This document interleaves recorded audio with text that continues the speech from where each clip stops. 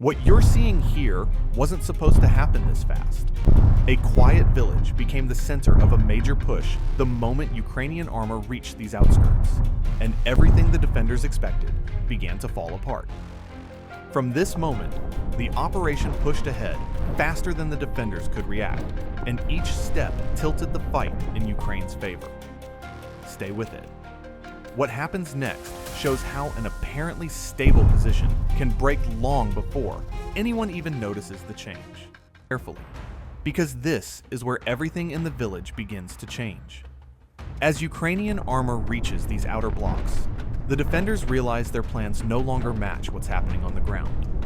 Abrams takes the lead. They're moving straight toward the center. They aren't rushing, and they don't need to. Every turn it makes forces the Russian troops in the village to change positions, and that pressure alone starts to break their layout.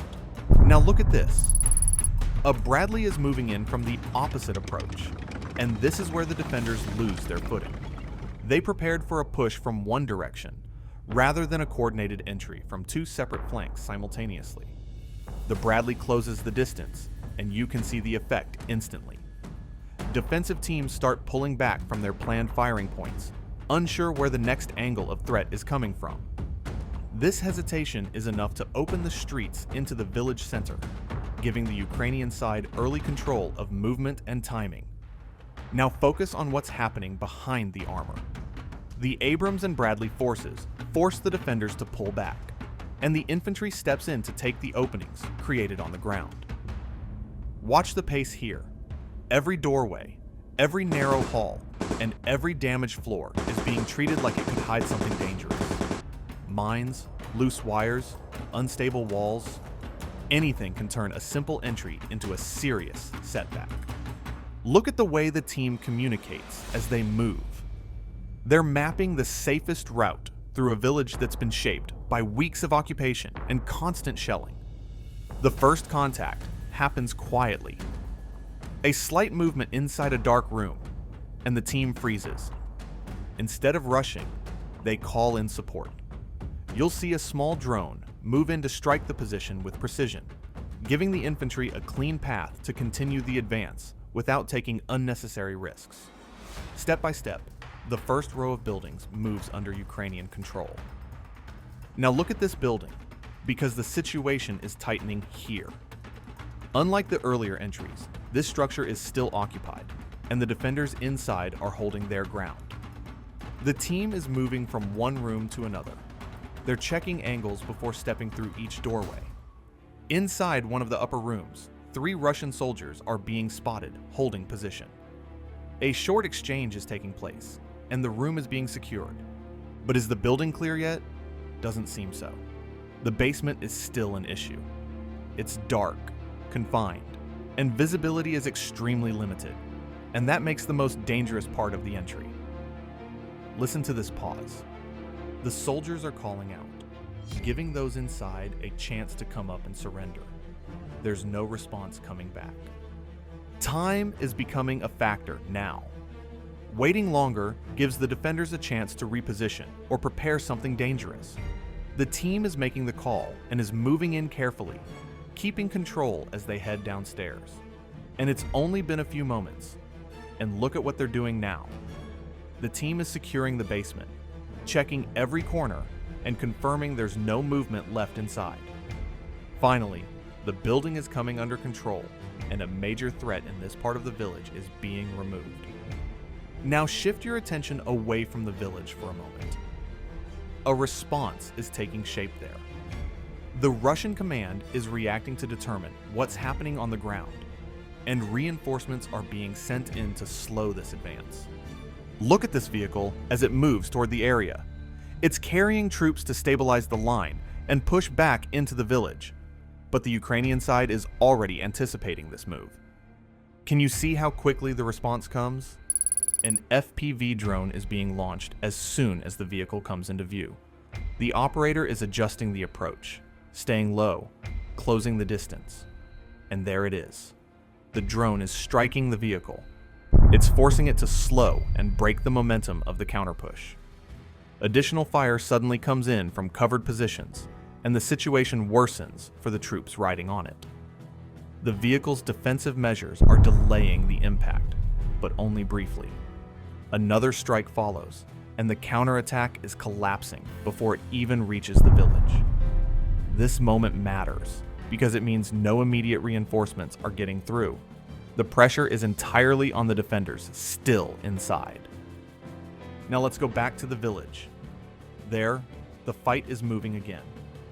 Indirect fire is starting to land, and it's hitting areas that were quiet just moments ago.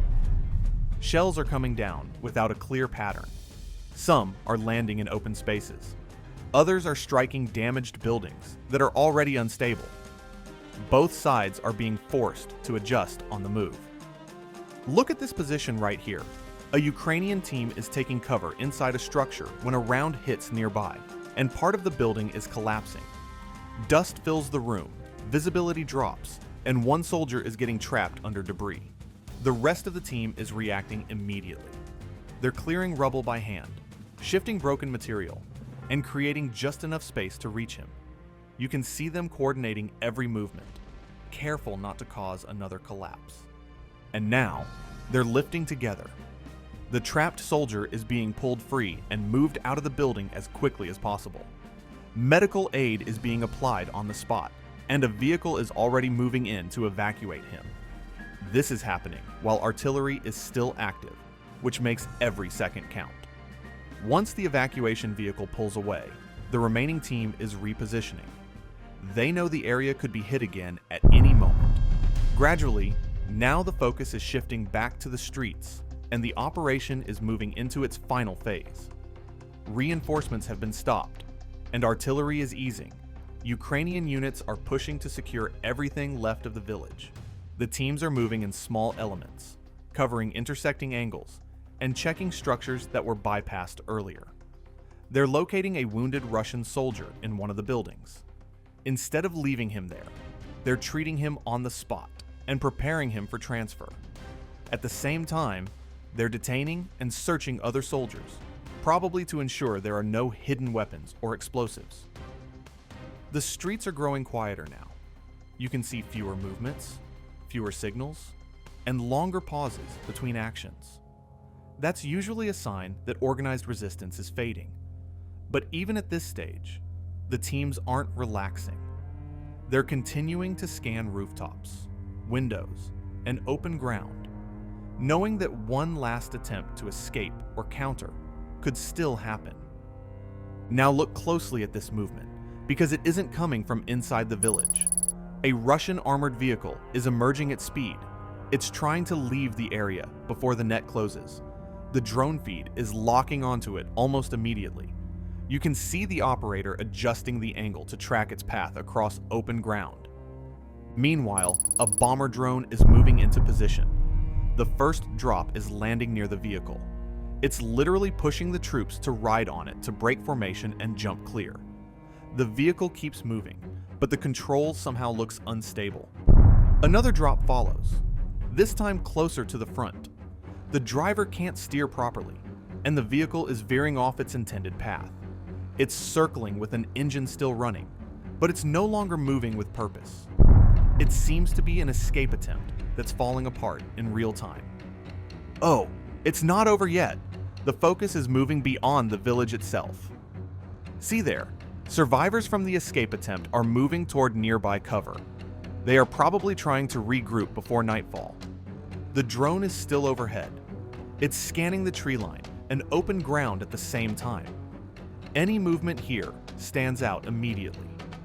There's no rush from the Ukrainian side. They're patiently watching and waiting.